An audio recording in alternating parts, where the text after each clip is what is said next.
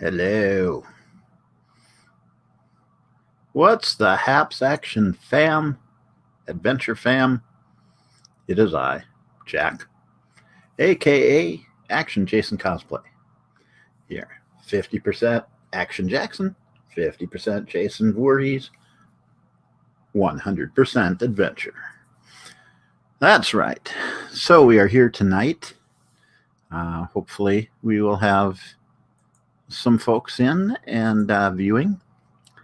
I am going to hopefully let some people show up.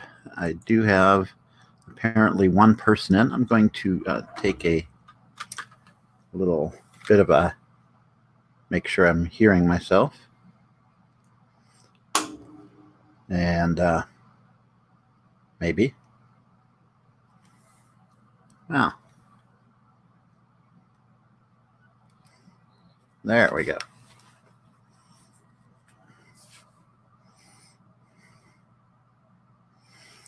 All right. We are on. And we are live and direct for the next hour here at 100% Adventure. All right. And now that I got that, I'm going to get rid of the headphones because I now know that I can be heard. And yeah, it's kind of weird. I got 10-second delay going on, so it makes it kind of awkward to hear myself talking to myself, and then I get back and anyhow, welcome aboard to 100% Adventure. Again, I am Action Jason Cosplay, otherwise known as Jack, otherwise known as Razorhawk, aka Jack T. Ripper. You name it, I've been it. So tonight here on the program, if you've seen the little thumbnail, that's the word I'm looking for. If you saw the thumbnail, you would know that tonight is paranormal chat. And basically, we're going to just talk a little bit about paranormal, as we call it, Parachat, because it's paranormal and chatting. And anyhow, that's what we're here for tonight. So I'm going to hopefully get a few people in here. Feel free to post a comment over there if you'd like to interact. Feel free to ask questions, share stories on paranormal. Now let's delve a little bit into the paranormal. Now, once again, I've got a vast background in paranormal. I've been interested in it for decades. It goes back to being a kid, and that's going back as far as the 70s and 80s. So, what I think I'm going to talk about to begin with tonight is I'm going to go into a little bit of my history with the paranormal and what I consider paranormal. Because I do have a wide expanse of what I consider paranormal. Hey, Wolf, how you doing, brother? Hope you're doing good tonight. Yeah, hopefully somebody will see the link. I cannot grab the link myself. Let's see if I can do it and share it on Facebook and freaking Twitter, because I've got a lot of friends over on Twitter as well, and they kind of like me over there. So we'll see if we can get some more people coming in. So I shall begin. Now, mind you, I should have shaved tonight. I was intending to shave before I went online. And then I started doing something, and next thing I knew, it's like, oh, got to go set up, because this fine setup here is not always set up. I have to set it up every time I come in, every Monday night. Monday nights, 9 p.m. Central Time, 10 p.m. Eastern Time, and 7 p.m. Western Time, Pacific Time. Pacific Time, it's 7 o'clock. It's about 7:05 currently. So we'll get into this a little bit while we're waiting for people. I'll talk a little bit about my background, what I think of as paranormal.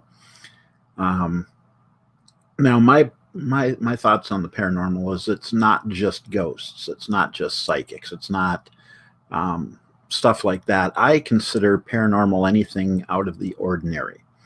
So when I say I'm going to talk about paranormal, it can run the gamut. I kind of put everything into the paranormal. UFOs, aliens, psychics, ghosts, hauntings, ESP, psychic abilities, you name it, cryptids, cryptozoology, things like Bigfoot, Mothman, so on and so forth. I like to branch out, and we were working on a show at one point in time as a real life superhero, Razorhawk, as it were, called the Supernaturals, because we have a team on Facebook that we've had for, say, about 6 years now. We got about 37, 38 people in there, in that group from all over the planet, from every corner of the flat earth. And so we've discussed a lot of different things, and that's the primary reason for the group, is to just discuss and share new and interesting stories that we find online. But in, I want to say 2016 or 2015, when we were doing the HOPE event, and HOPE is the homeless outreach thing that I do, or that we as our real life superheroes do as groups. We had our first one in Chicago, Illinois that year. And one of my good buddies, the Watchman, who is from Wisconsin, I'm from Minnesota, we're doing homeless outreach in Chicago. And we have some friends in the paranormal fields. We've got friends like Ursula Bielski, who is a historian of haunted locations in the Chicago area. And she's a really nice lady, really, really super knowledgeable. Wrote a great book on Bachelor's Grove Cemetery. So we went out to do Bachelor's Grove, but I'm going to backtrack a little bit, because that's getting a little bit ahead of, my history with the paranormal. My history with the paranormal started, I would say I was about 7 years old, and I have a remembrance of a shadow person. And those of you who are unfamiliar with shadow persons or people, they are shadow people. They're like shadows that are physically formed to appear as people. You can tell that there's something physical there, but it looks like a shadow. I was 7 years old. I was living in Northeast Minneapolis at the time with my mom. 2-bedroom apartment, and kind of quiet neighborhood. And one night I had seen a shadow person, and they were moving around in my room, and I could tell that there were physical features, but I couldn't make them out. I could detect that there was a 3-dimensionality to the face, and that a nose was sticking out, and so on and so forth. And that was the only time as a kid that I'd ever ran to my mom's room and hid, because I just didn't know what I was seeing. And this occurred a couple different times. Never found out anything about the location itself, the apartment building itself, as far as any kind of activity previously or since, or even if there was a history to the area. because when I was that age, I just didn't know, so it went on and it went on. A couple of years later, I got to see Leonard Nimoy's In Search Of, which Leonard Nimoy's In Search Of was a program. I don't remember what network it was on. I want to say it was NBC at the time. And it was basically like an unsolved mysteries kind of thing where he would talk about a specific, like this episode is about the Bermuda Triangle, this episode, which I also consider paranormal, until it's explained. Now, there's another thing. Now, when I say paranormal, it's something that is not understood by common sense or science at this point in time. Doesn't mean it's supernatural in my head. It just means that it hasn't been explained yet. It could have a scientific explanation. It could have nothing to do with spirits, but I digress. We'll go on with that. So, as I grew up, I got into In Search Of, and I found out about the Bermuda Triangle. And back in the 70s, that was the big thing. There was always the Bermuda Triangle this, the Bermuda Triangle that. Don't go anywhere near Florida or you're going to disappear into the Bermuda Triangle. Literally, seriously, that's how it was when I was a kid. It was kind of the thing. You had things you had to watch out for back when I was a kid. You had the Bermuda Triangle, you had alien abductions, and you had quicksand. All of these things were going to get you at some point in your life. And so you had to be prepared. Seriously, I swear that's the way it felt. But yeah, so that turned me on to more than just this shadow person. It started turning me on to ghost stories, stories about the curse of the Hope Diamond, stories about Bigfoot, Sasquatch, whatever you want to call them. I'm always going to call them Bigfoot because that's what I grew up with, Bigfoot. And I think it's fun. I like that term. And we haven't found one yet to say, hey, don't call us that. So, Sasquatch is an equally decent term. I learned at that point in time, I kind of spread out what I was learning, and I'd look for books at school in the library, and we didn't have the online, obviously in the 70s and 80s to go look this stuff up online. We had to go to stores. We had to find these weird magazines in, at the comic shops that had something that was outside of the normal as its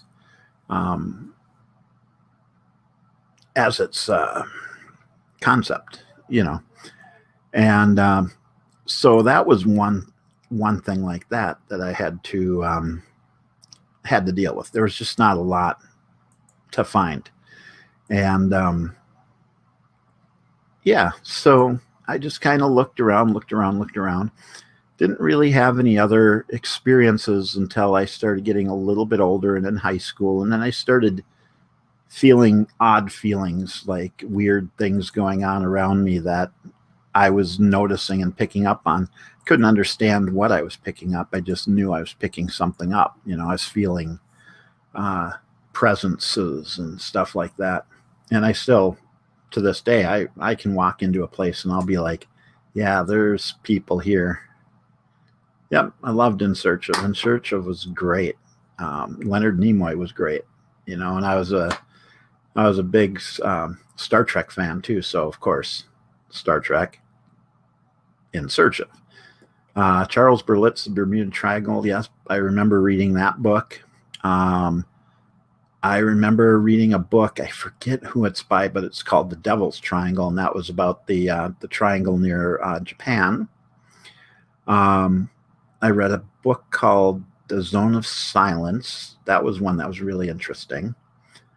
Don't remember who wrote that one either.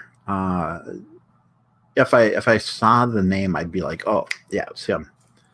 So I was reading all this stuff, and I was noticing stuff in the general environment, as I was going through life. My first big ghost experience happened when I was, I believe, 18 or 19. I was working in the school during the high school I went to. During the summer school, I was working as a office assistant. It was kind of one of those things, got some kind of credit or something for it. I don't remember much about it, but basically I just, would be running errands for the principal.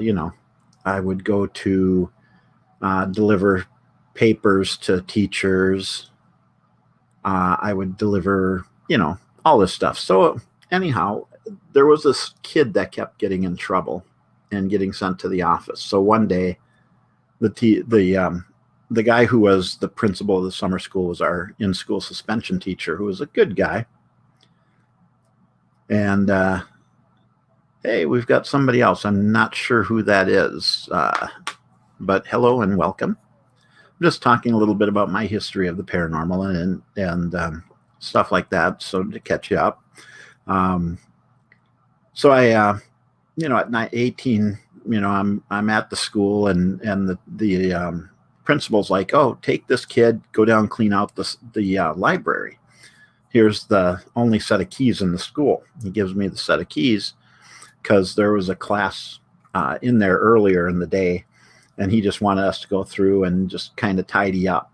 So this kid's always getting into trouble, so he's like, "Take him with you." And I'm like, "Okay," And this kid ended up becoming a good friend of mine for a number of years. I haven't seen him for the last, 10 years or so, because he moved down, I want to say, New Mexico area. So, but this was a shared experience. We were cleaning out the library, and we got into the library, and in the center of the library, there was a bunch of wooden tables, and there were wooden chairs alongside, and they just were lined up in a straight line with chairs on each side. And the chairs were all askew because the students that were in there didn't put them back, push them back under, or they did and they got out. That I'll get to. So we pushed all the chairs in, and we went to get the vacuum cleaner just to kind of run the vacuum up and down the inside of the library. It was all, carpeted. And so when we went to the closet where the vacuum cleaner was, there was, we were out of sight of that area of the library for like 10 seconds. And when we turned around and went back into that part of the library, chairs were all over again, all back the way they were. Nobody else could have been there. We had the only key.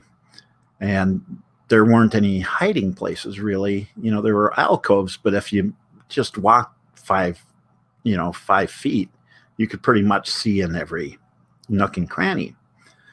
So we started putting the chairs back, and we thought we saw someone moving behind the desk, the librarian's desk.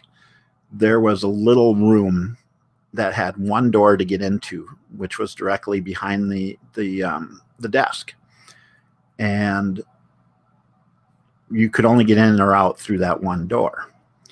And this is where they kept all the what do you call them? Not the research stuff, but the books that you didn't check out, that you just had to use for reference books in the library. So we thought we saw somebody run back there. So we were like, okay, well, we'll go back there and find out who moved all these chairs. And we just saw a shape. We didn't see a person, we couldn't make out anything. So we go through the door, and behind the door, there are a series of shelves that go straight back. So you go on either side of the shelves and go down. So obviously, we split apart and went down both sides. And we knew somebody moved around, and we heard something as we were coming up to it. So we're like, somebody's hiding. They're just playing a trick on us. And we went, he went this way. I went this way.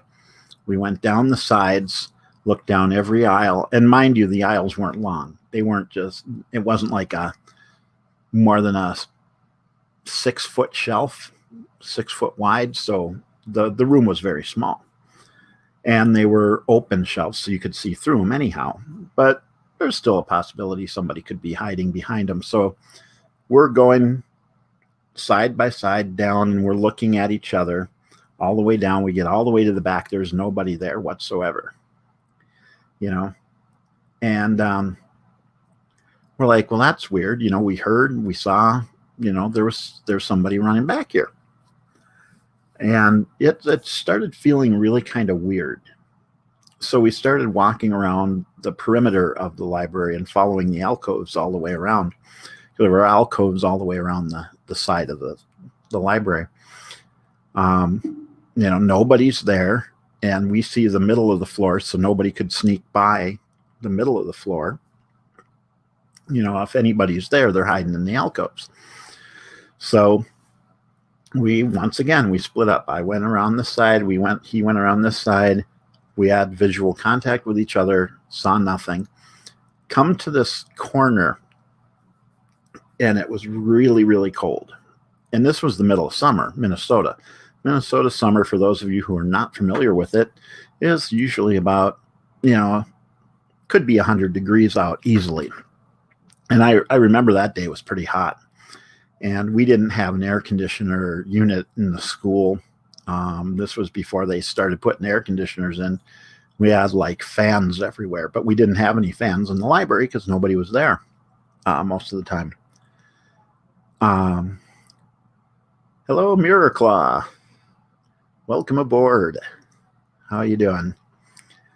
Yeah, so we get to this corner of the library. It's cold. You know, like I say, it's like 100 degrees outside. It was just nasty hot that day. And for the slightest bit of a second, I mean, just like boom, both of us saw like somebody standing in one of the corners.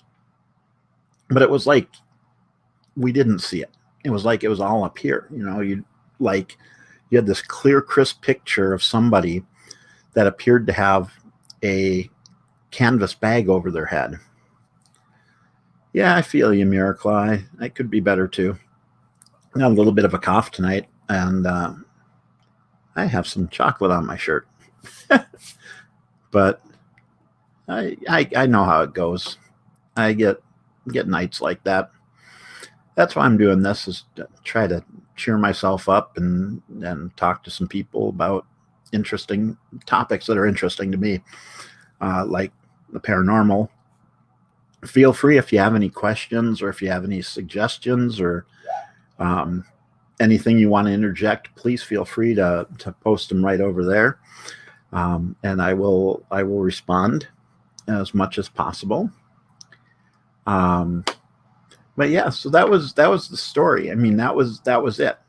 You know, we saw this person. It looked like they had a canvas bag tied over their head, like it was tight under the chin, but it was like boom, and it was gone. And we both, I turned to the guy and I'm like, John, I'm like, did you just see something there? And he's like, yeah. And I'm like, what did you see? He's like, I saw just like the shoulders and the head of a guy with something over his head. And I'm like, I did too. You know, we didn't see a whole body. We just from chest up. You saw the shoulders, you saw the head. It was a little fuzzy, but it was the weirdest thing. So that was my first experience with a full out thing. And I really, you know, back in the 80s, this still wasn't as widely known of a thing as it is now, where you can read up on it a lot on paranormal and ghosts and all that.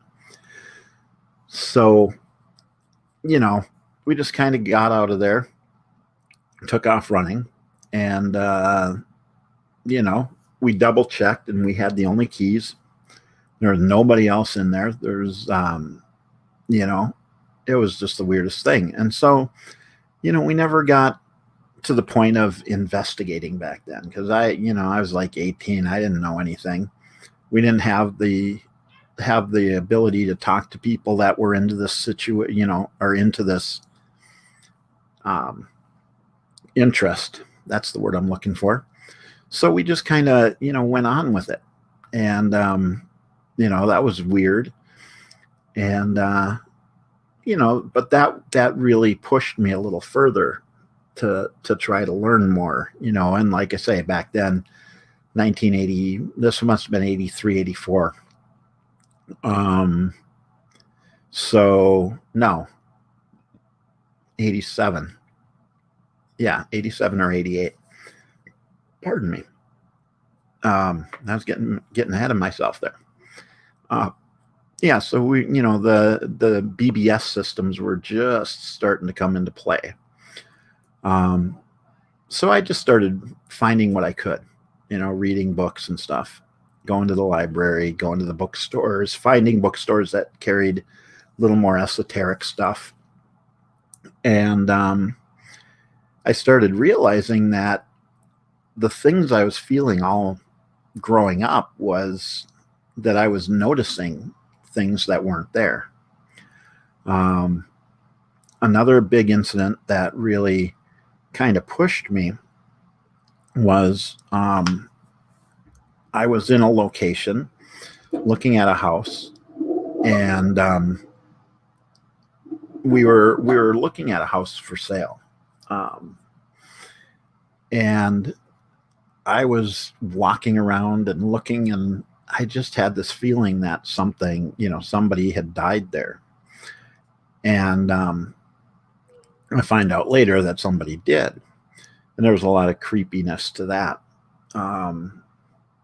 So fast forward again, and we're going back to that, RLSH, our real life superhero thing, doing the homeless outreach in Chicago, and meeting up with my buddy, the Watchman. And we're like, we're going to film a pilot for a reality type show where superheroes go out looking for ghosts and UFOs and stuff. So we hooked up with Ursula Bielski, who, like I said, she's a fantastic historian of the paranormal in Chicago area and Illinois. And she's written a number of books, including a book on Bachelor's Grove Cemetery. So I know Wolf knows who T. Krulos is. And I'm pretty sure you know who the Watchman is as well. Anyhow, for those who don't want to time travel so badly, I always have, especially now. Yeah, have a big interest in time travel, and I do think time travel can have some paranormality to it. There have been a lot of stories where people have, like, basically transported back in time. There was a story of a couple of women who were on holiday in, was it Germany or somewhere like that, and they were staying at a kind of a resort, and they went out for the day and went walking, and they found this cute little town, and basically it turned out that they had gone to this town that hadn't existed in, I think it was like 100 years.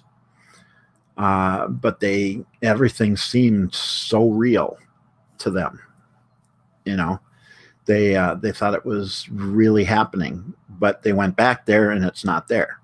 And they wrote a book on it. I've got it in my Amazon cart right now. I can't remember what it's called, but I definitely want to pick it up and read it. It's like called An Adventure in Time or something similar to that.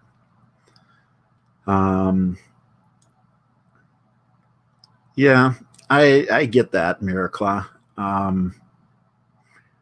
That is definitely, it's a tough situation. It's a tough topic, but I can definitely understand. I think when you think of time traveling in of your own time stream and doing something that affects your past, it's always kind of appealing for the fact that you think you can fix things that didn't go right the first time. Maybe give yourself advice, maybe get yourself out of a situation, maybe stop something that happened to you.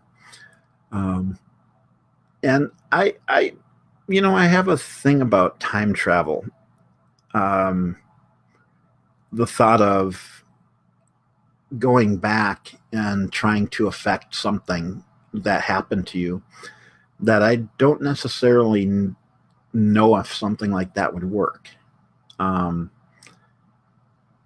in and of the effect of, say, you go back in time and you try to get yourself away from your parents. Um, you know, the events of my past, good and bad, have led to what I am now. Well, there's the thing, though.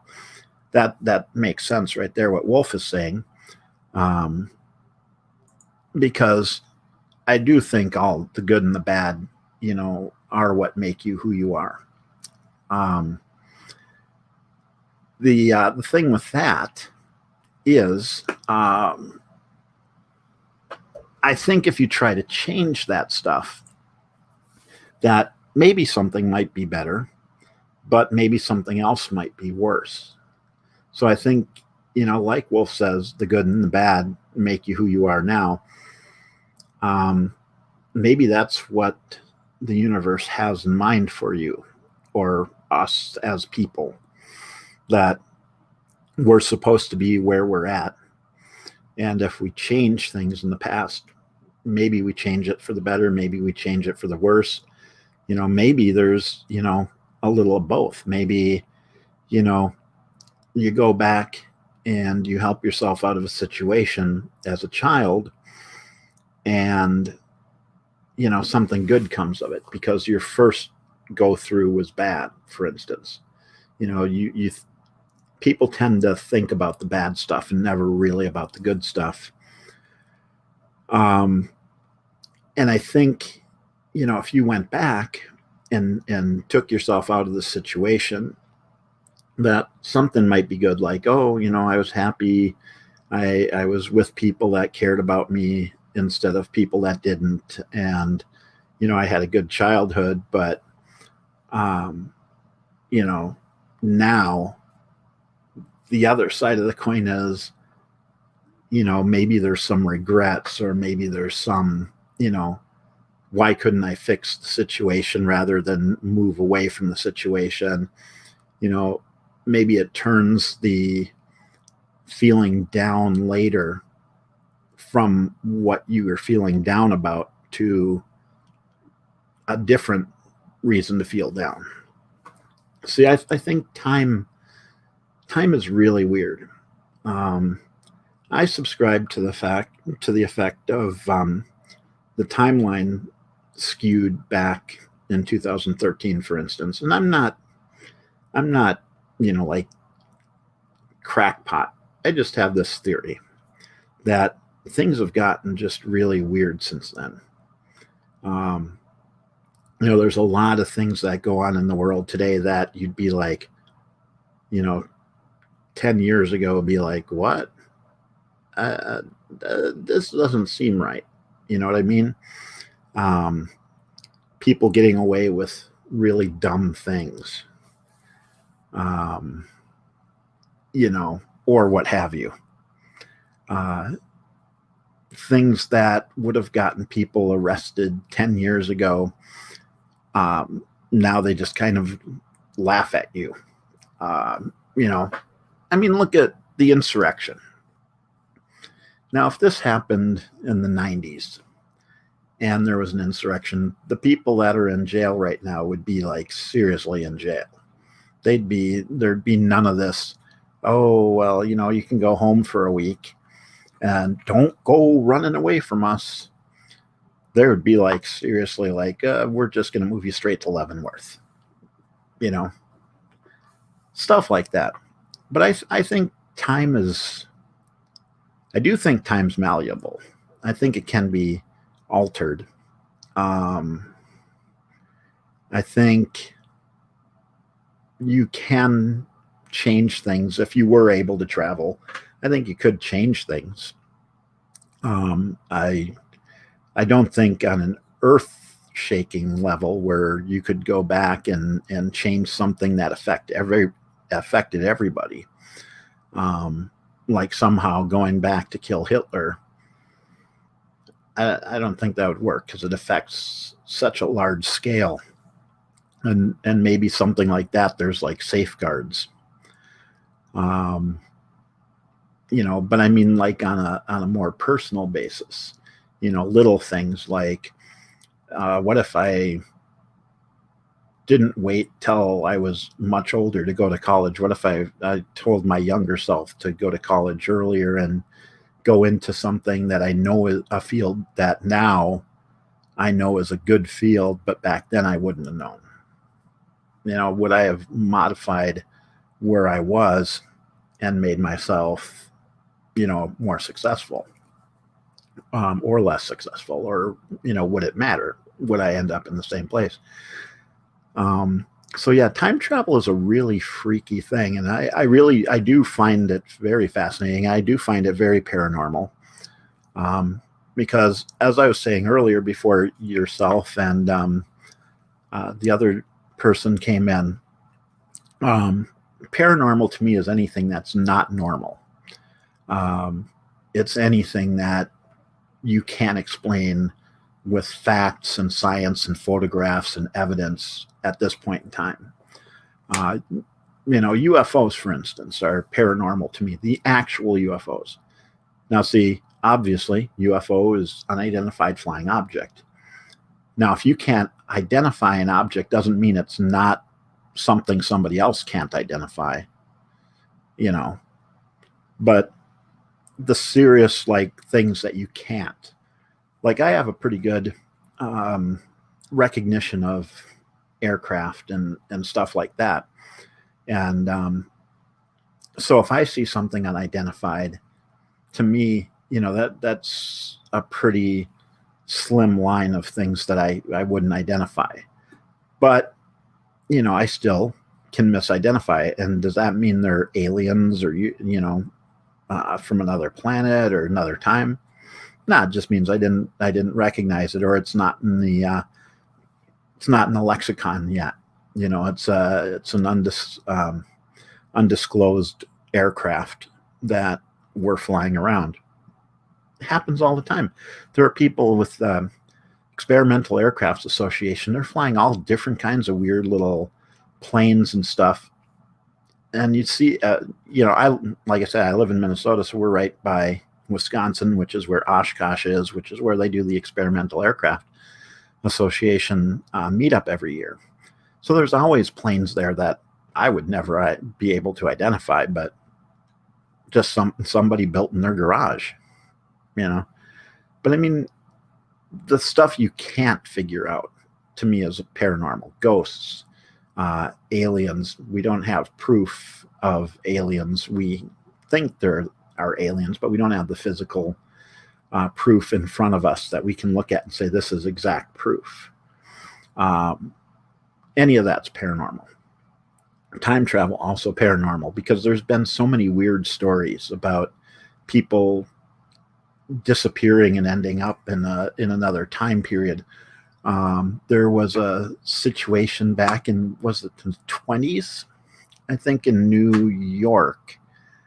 There's aircraft that look unusual, but you can tell it's still made here on Earth. But yeah, exactly. This is exactly what I'm talking about with that. Basically, you can't explain it, but it's not from another planet necessarily, just because you can't recognize it.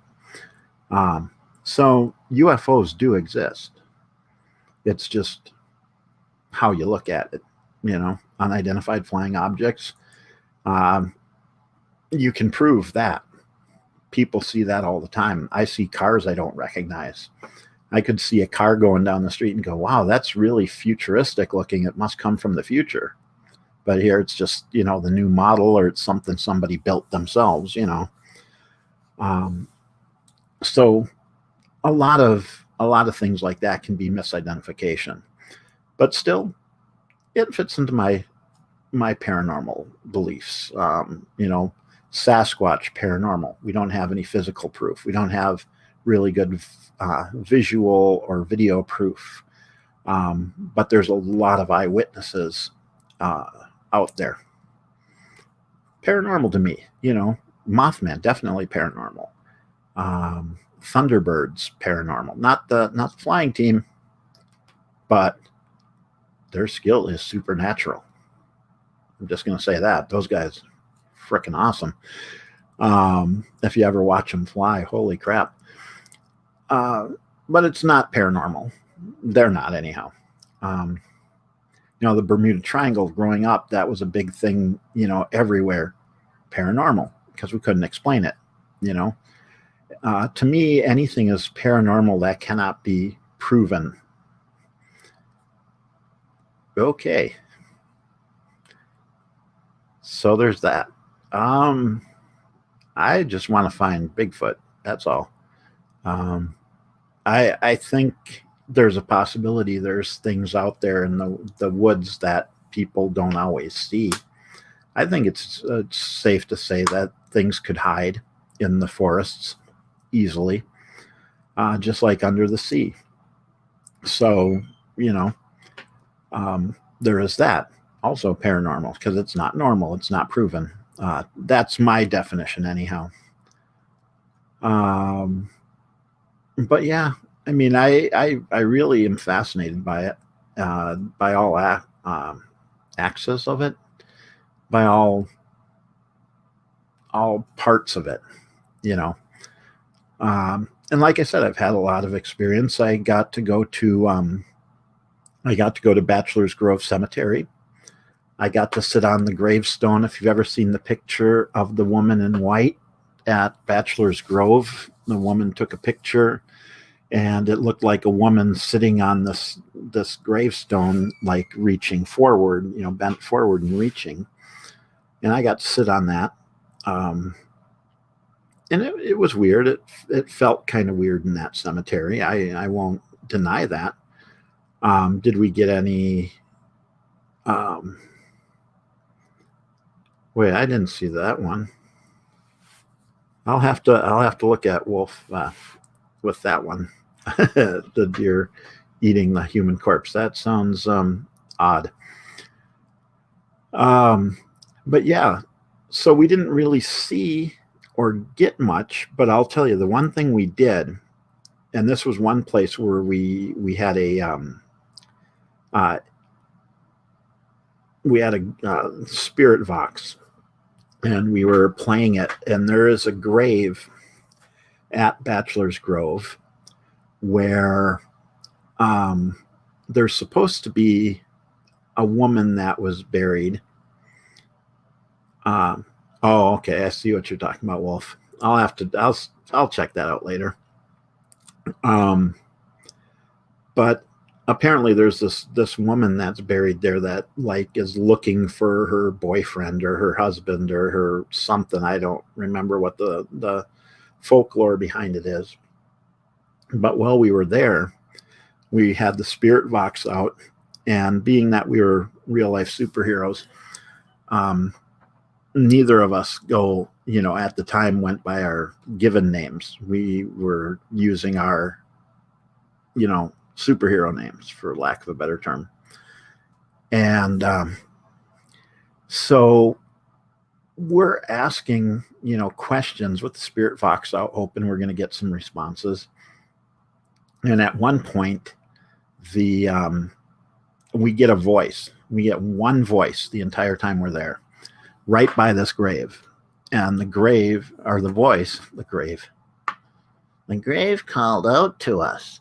No, the voice on the spirit vox said the word David. And one of the individuals that was operating with us that day, there were a few of us, plus we had T. Krulos, and we had Ursula Bielski with us. And like I say, Ursula is fantastic. She knows everything about Bachelor's Grove. Her book is fantastic. If you ever get a chance to read it, it's on Amazon. It's called The Ghosts of Bachelor's Grove.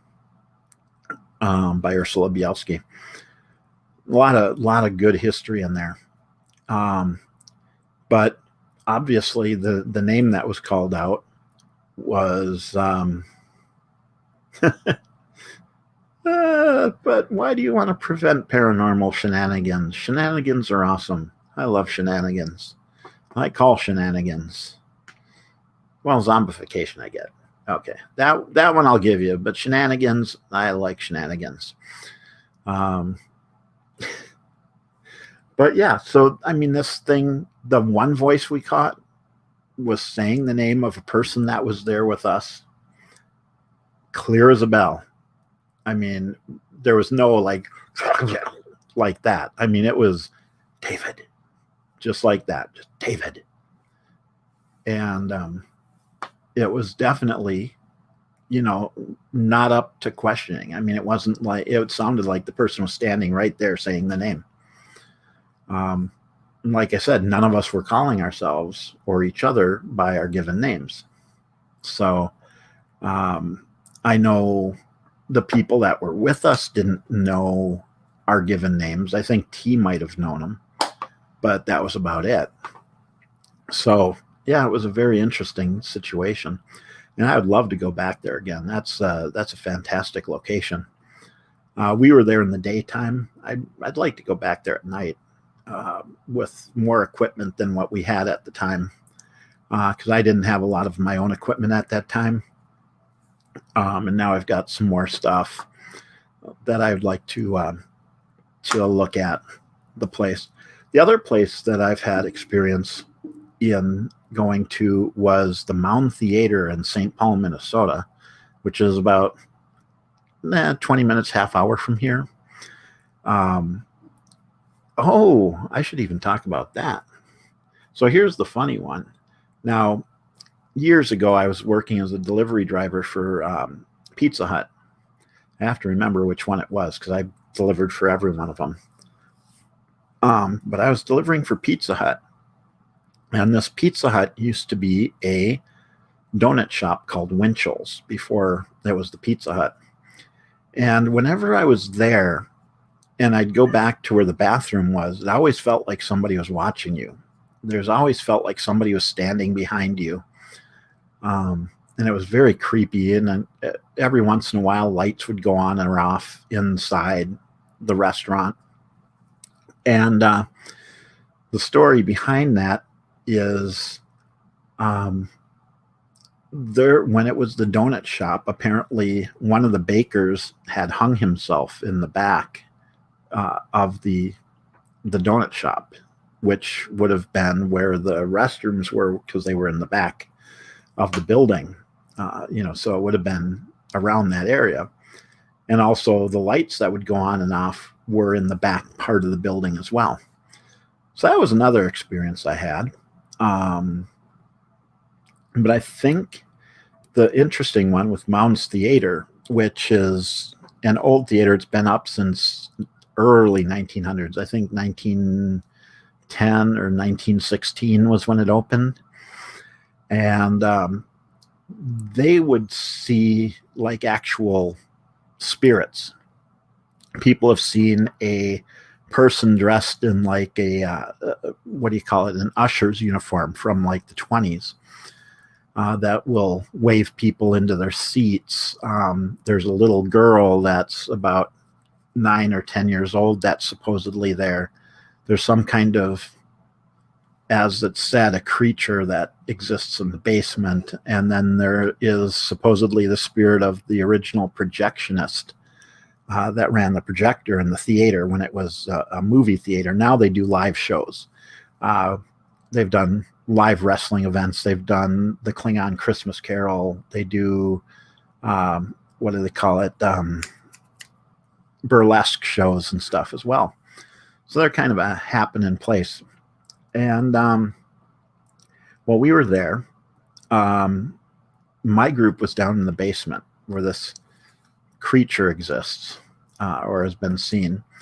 And we started trying to communicate with anything down there by doing the trick where you put the EMF detector on a table and everybody stays away from it. we went and took readings all the way around. Nothing was spiking on the EMF. Just so you know, I'm going to go a little longer than an hour tonight. So, because I do want to get through this story and some other stuff and answer some more questions if necessary or if possible. So yeah, there's nothing causing any interference with the EMF device.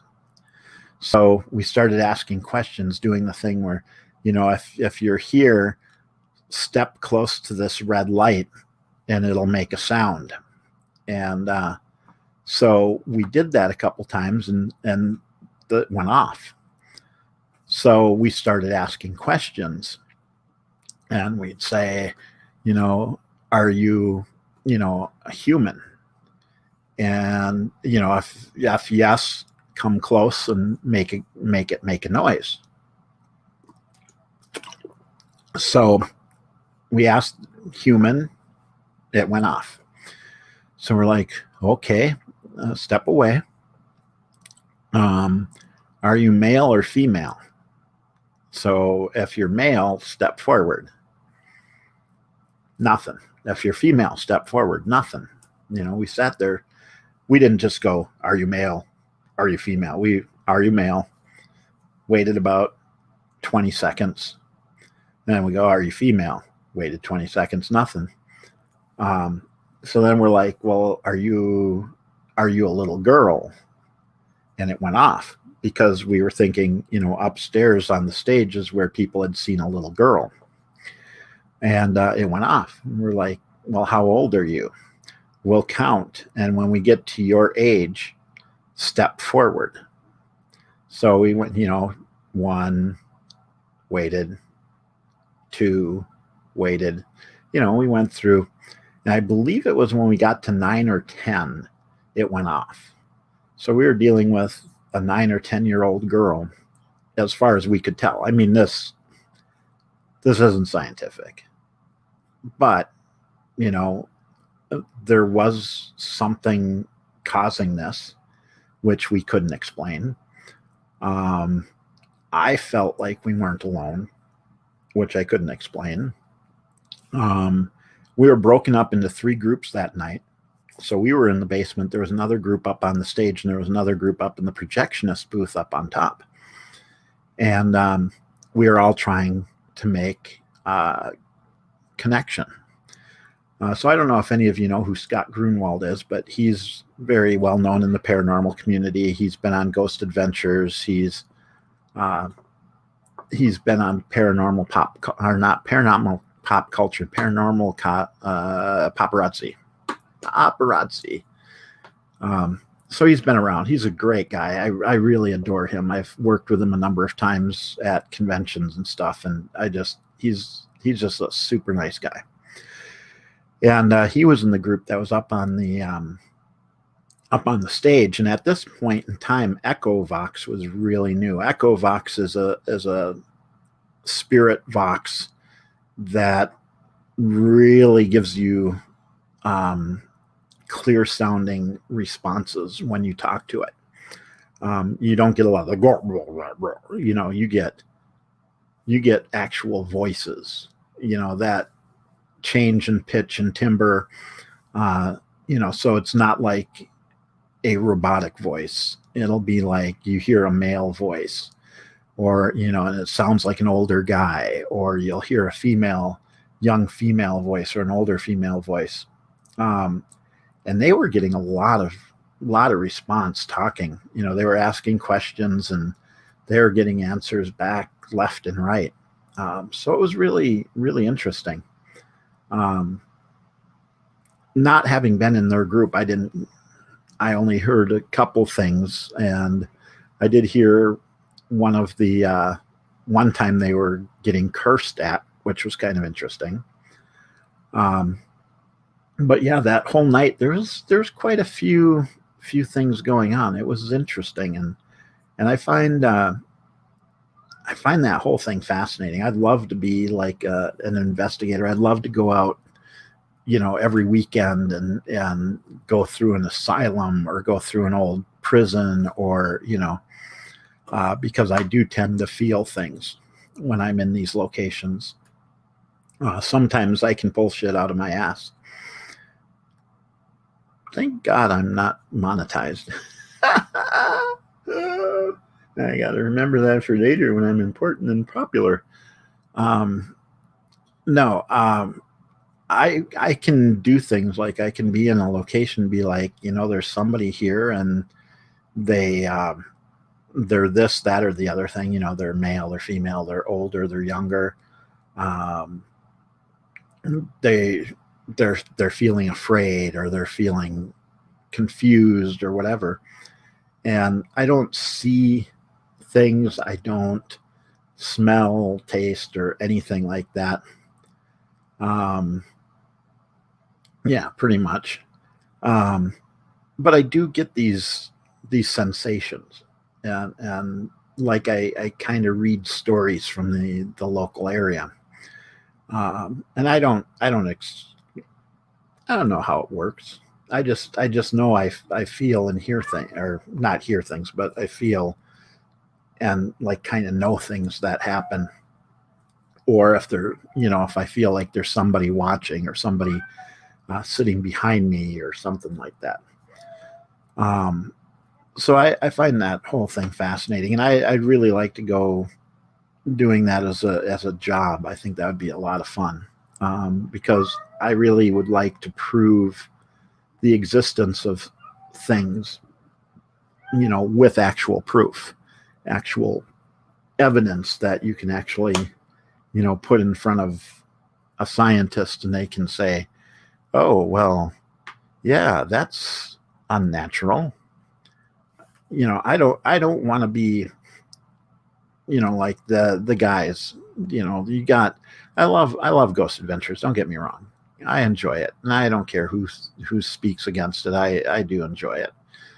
Um, but one thing that gets me about programs like that is it's always, oh, well, we know that when we walk into this room and we feel a cold spot, it's because a ghost is drawing energy from the air. No, no, Zach, we don't know that. We assume that, and we've put effort into thinking about what it is and what causes it, but we don't have proof. We're not 100% sure or certain that's what it is. We just assume because that makes sense in some way in our heads. It makes sense that spirits take energy. You take energy from the environment. It gets cold, but we don't know for a fact. We don't have physical proof. We don't have statistical data. We don't have numbers on paper that prove it. And that's not saying that's not what's happening, because it possibly is. But I just get kind of a little bit of a kind of a headache when people say, yeah, we know this, we know that, we know the other. No, no. We know what we know, and we can back things up with science. But if we can't back it up with science, we don't know it for a fact. Um, and that's where I would like to be. I would like to be the guy that's going in saying, well, this is what we think happens when we hit a cold spot. We think this is what happens when we see a shadow in the corner of our peripheral vision.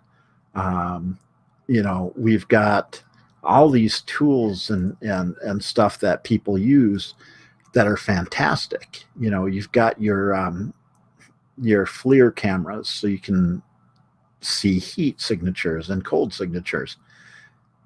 And automatically, as soon as somebody sees something and says, "Oh, look, there's a high temperature or really low temperature there," that's a spirit. It's in the shape of a person. Well, maybe there's something else there that's causing it. Until you can prove that it's something, don't say it is something. Yeah, it's just a theory. And there are a lot of good theories out there, but you need to prove a theory before you can call it true. And that's where I kind of get a little bit put offish a little bit on these things. I was another one I was watching, and I loved it a lot too. Was there is a show that uh, the Newkirks do, Hillier or Hellier, and they were ex- they were investigating back. God, what was it, in the '60s? I think it was. There was a family near this town lived in a little farmhouse, and during the night they had these gremlins, as they called them, attacking the house, and they shot at them, and the things would pop up in their windows and scare them, and they couldn't leave the house. And this is witness testimony by, I believe there were 4 or 5 different people telling the same exact story. And back then, there wasn't a lot of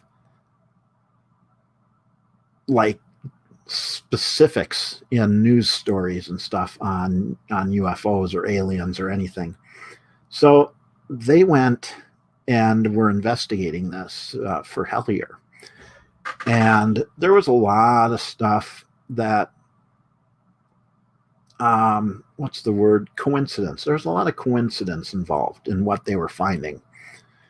And that's fine. Coincidence is a part of finding evidence. I mean, I always say things aren't coincidental.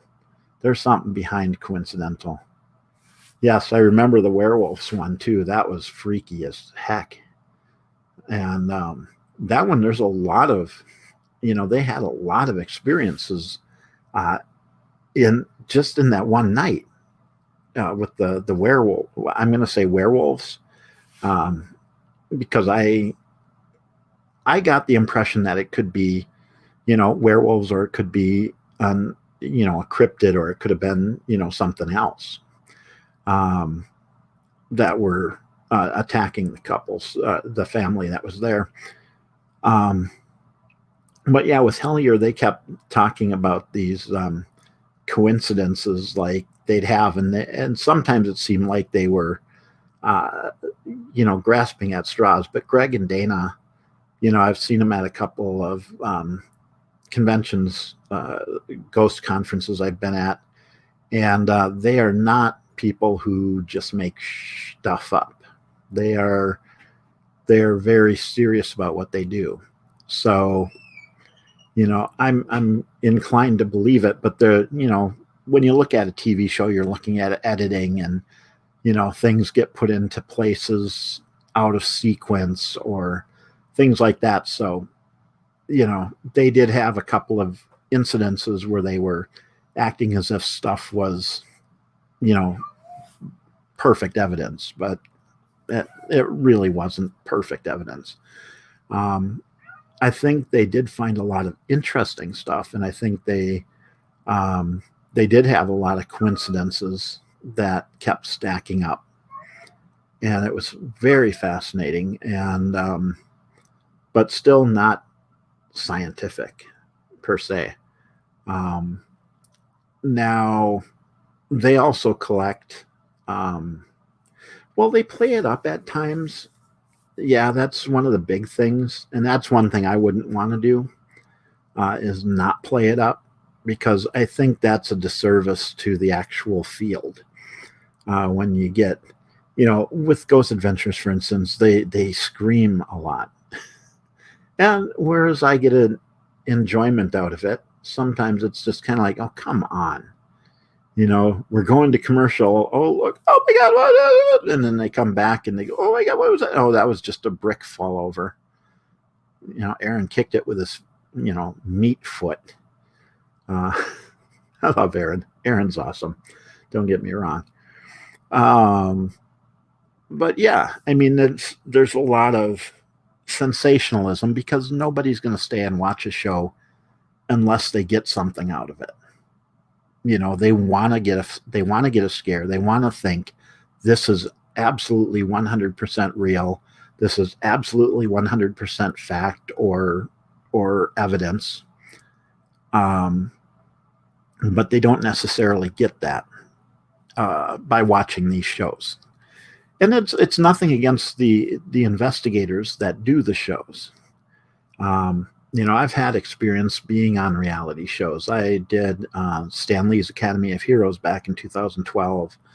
I did the superheroes documentary for HBO. I did a number of pilots for reality shows based upon my real life superhero team.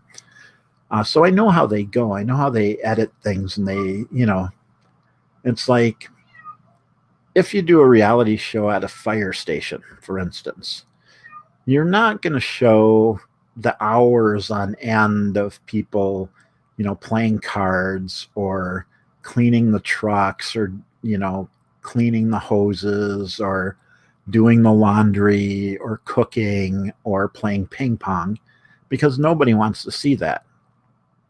So you're going to watch this show on firefighters, for instance, and every time you see the show, they're going to be going in and out. Oh my God, there's a 5-alarm fire. Oh my God, there's a 2-alarm fire. Oh my God, there was a car accident.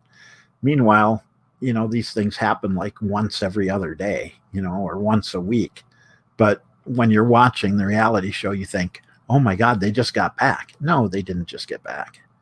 They didn't just pull back in, get their gear off and go, oh my God, there's another fire. So that's a good analogy. They're not going to find anything all the time. Same with the paranormal shows. Guy's going to go out and go into a haunted location, and it could be a very, very active location, but the night they're there, not a thing happens. But what do? They can't just say, well, we're just going to do the show and say, look, nothing happened here. They can't. So they're going to find every little thing that they can possibly, make something out of, so that it seems a little more exciting, because that's how you keep viewers. And I don't fault them for that at all, because that's the way it is. I mean, nobody wants to see the boring part of life. That was one of the reasons why the real life superhero documentaries were never really got off the ground, because they realized we go out on a patrol, nothing happens. We go out doing safety patrol in downtown Minneapolis in the middle of 10 below, 20 below weather in the wintertime, and we might, somebody fell. Oh my gosh, let's go, jump into action. I mean, we would jump into action and go help them up, but somebody sitting at home go, oh, look, somebody tripped on the curb and they went over and picked them up. Wow, that's exciting. That's what it is. That's what a patrol is. A patrol is walking around for hours, and if you see something, you see something. I mean, we had a couple incidences while we were out and about, where we saw drug deals and alerted the police to them. We've had some interactions with people getting into little scuffles, but I mean, you go out on a weekend patrol, and you could be out for 6 hours and not one thing happens. Seriously. So nobody wants to watch that. They want to see action. They want to see you jumping into action. They want to see you running down the street, grabbing people by the collar, tackling them, whatever, because that's what they're watching the show for. That's why they're watching Ghost Adventures. They want to be there when they get the first real evidence of a ghost. They want to see the first ever video footage, not realizing that if they get footage that good, it's gonna be all over the media to begin with. If they get the evidence that will show it, that's the thing. If you watch a documentary on UFOs and they say, oh, you're not going to believe this UFO that we caught on video, boy, I tell you, it's real. It's the scariest thing you'll ever see. No, it's not. It's really not, because if it were, it would already be in the media. It would already be on the news. It would already be in the public domain, because that's the way it works. You're not going to save it for your TV show that's coming up 3 months after you film it. You know what I'm saying? And that's what people don't get, is when you're watching this show, like Ghost Adventures, or you're watching Cops or anything like that, they film those shows 3, 6, 9 months in advance. So,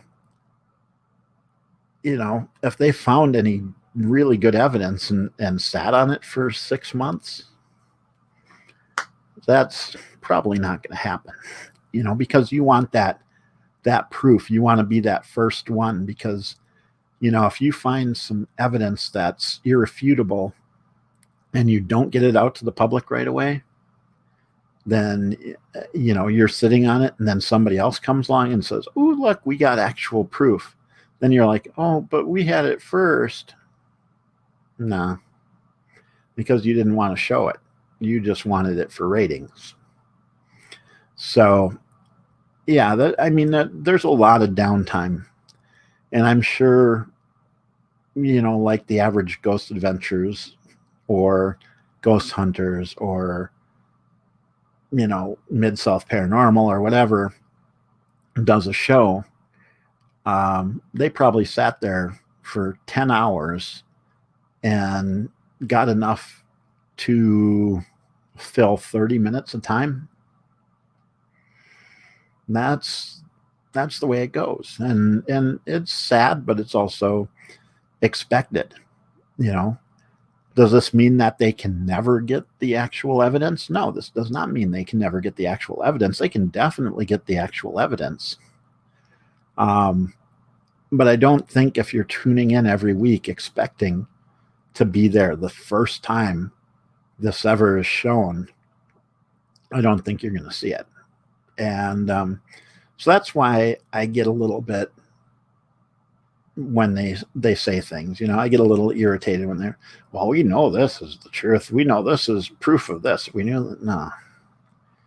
You know what I'm saying? And it's not a knock at any of them. It really isn't. It's the nature of the beast. It's got to be done. A friend of mine, Aaron Sagers, works on a show called Paranormal Caught on Video. And they show all these paranormal videos that people send in, and they're like, "Oh, is this proof of this? Is this proof of that?" And Aaron's a really good guy. I adore Aaron. I would do anything for Aaron, because he's just that good of a person. So he's not out there to spread misinformation or anything like that. But for instance, there was an episode of Paranormal Caught on Tape that happened in Shakopee, Minnesota, or as some people refer to it as Shakopee. Shakopee, Minnesota is about 40 minutes south of here, 45. And it's known as being where our Renaissance Festival is in the summer. It's where one of the only amusement parks in the state is. There's a big casino. There's a couple big casinos down there. And this plays into the story. Was this person came out of a Walmart and they saw these lights in the sky, and they were dots of light in a circle, and they were going like this in the sky. And the minute I saw it, I'm like, well, I knew exactly what it was. There is one of the casinos has a setup that looks like a giant teepee. And so it's got where the poles of the teepee go around and make the pyramid shape are also skylights. So they shoot skylights straight up in the air, and there's like 12 of them in a circle, and they rotate. And so you watch this one, and you're like, the second I saw it, I'm like, oh, that's Mystic Lake. I know that one. I've been there. I've seen that live.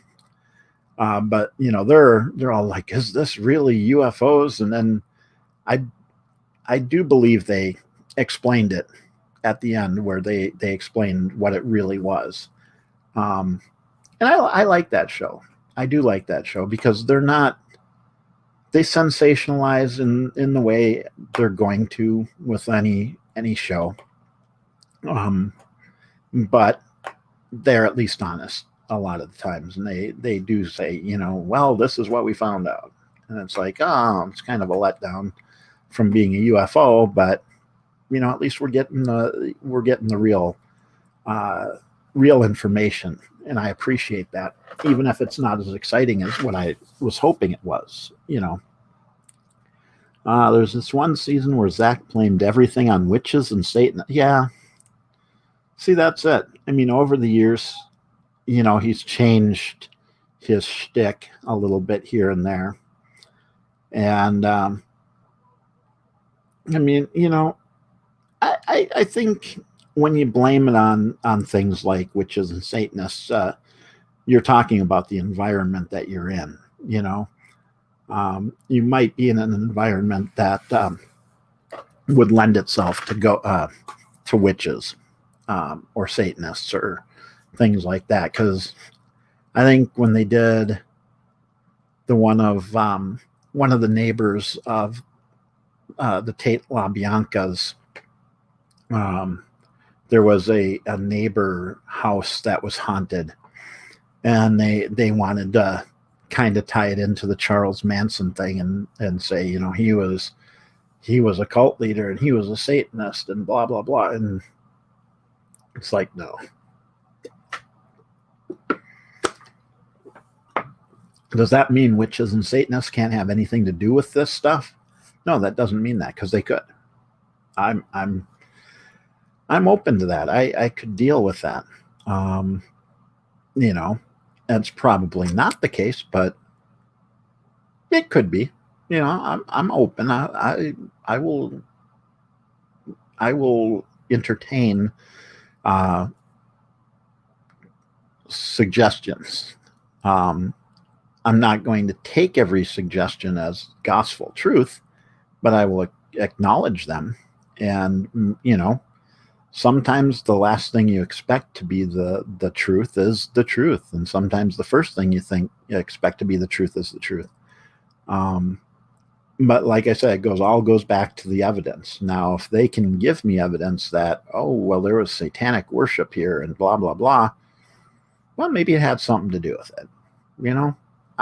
I'll say that. Maybe it had something to do with the haunting or whatever we're dealing with at the time. But until there's physical proof, it's still just a maybe. So like I say, I find the paranormal to be very interesting. I find there to be so many different facets, so many different things that I consider paranormal, and so many things that need to be proved in a way that you can quantify the evidence.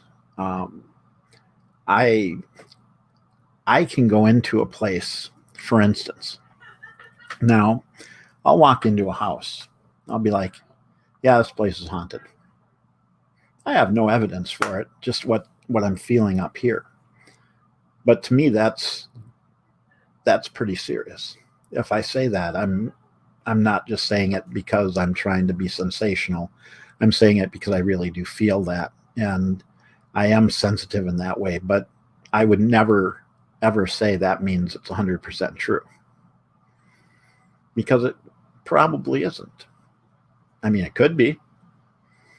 I think it is, but it doesn't. Me thinking it is doesn't make it so. And I think that's why, if I'm willing to say about my feelings that, yeah, they seem real to me, but I just don't have the physical evidence to prove them, I'm not going to say it's real. But I will say, I feel like this place is haunted. because I do. And when I do, I really tend to feel it. Kitty, go away. Sorry. So, but like I say, still not evidence, still not proof. I'm not going to tell you it's proof. I very strongly believe it, but I don't believe it as an end-all be-all.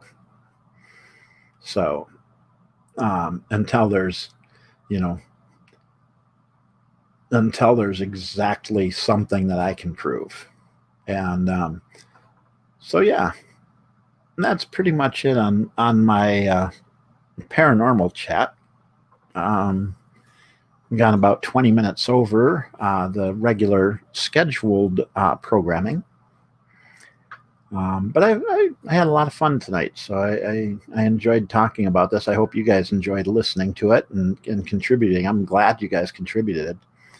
That really helps out a lot.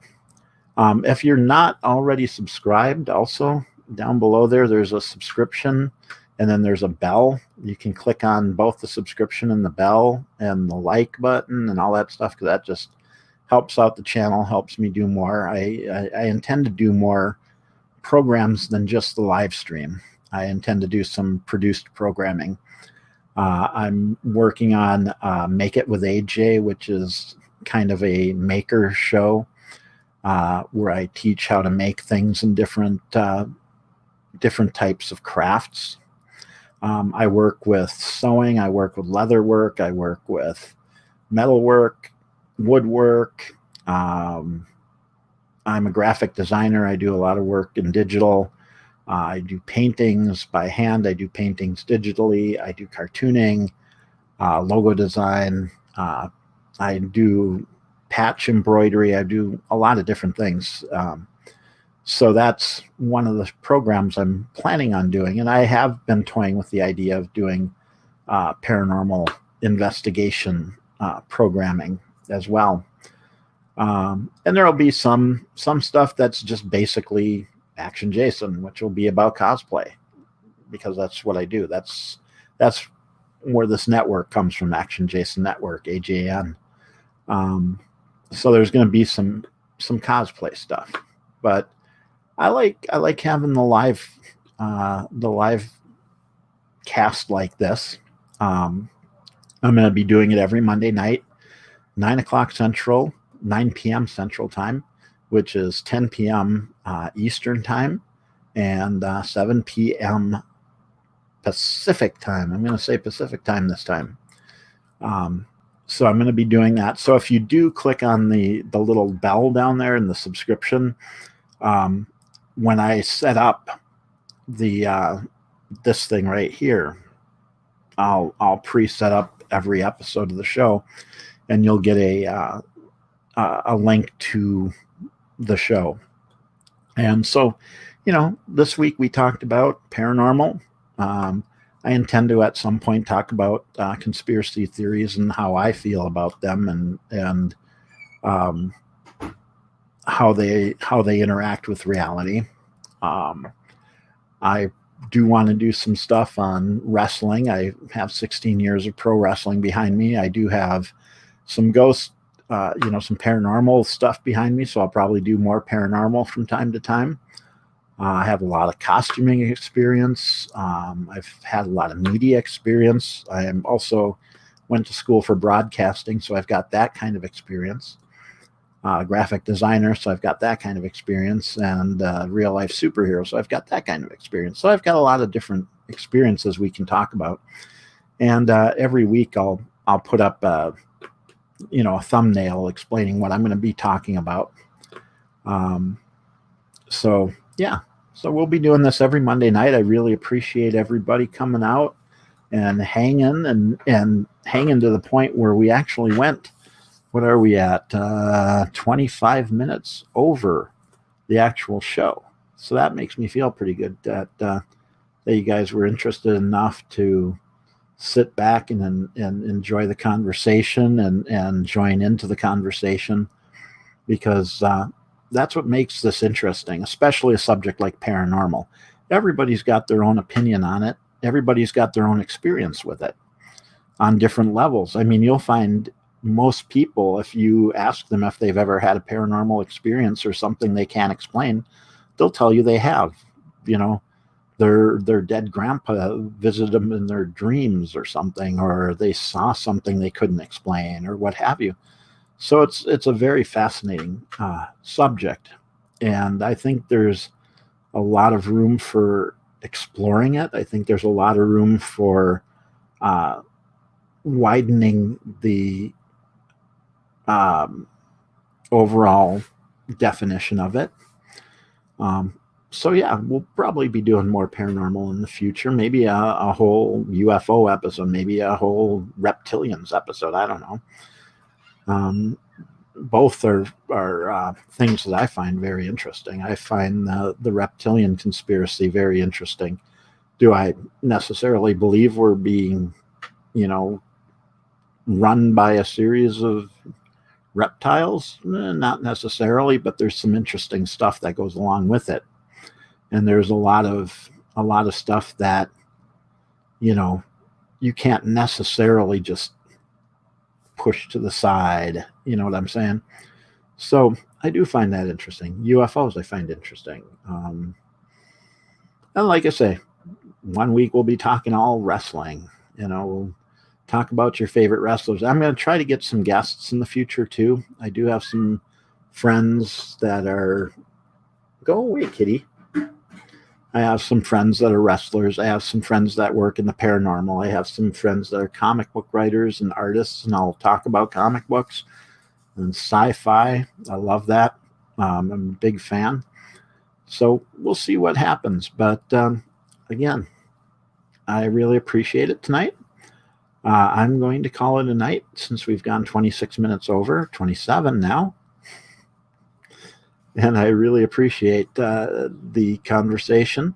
Like I said, feel free to click like and subscribe and click your bell, and you'll find out when the next episode comes on or any of my other programming comes on. And that'll do it for me. So, all right, Adventure fam, y'all have a great evening. Enjoy the rest of the night. Look into some of the stuff we talked about on the show if you want. There's plenty of things online you can find about any of these subjects. Oh, Men in Black. That's one we got to talk about some night. I love Men in Black stuff. And Mothman. Mothman's my favorite. So we'll do stuff dedicated to those topics too. So y'all take care. Have a great evening. Thanks for stopping by. We'll see you next Monday, 9 o'clock Central Time, 10 o'clock Eastern Time, and 7 o'clock on the Pacific side of the country. Pacific Time. We'll just see you at 7 p.m. Pacific Time. Yeah. All right. Peace out, guys.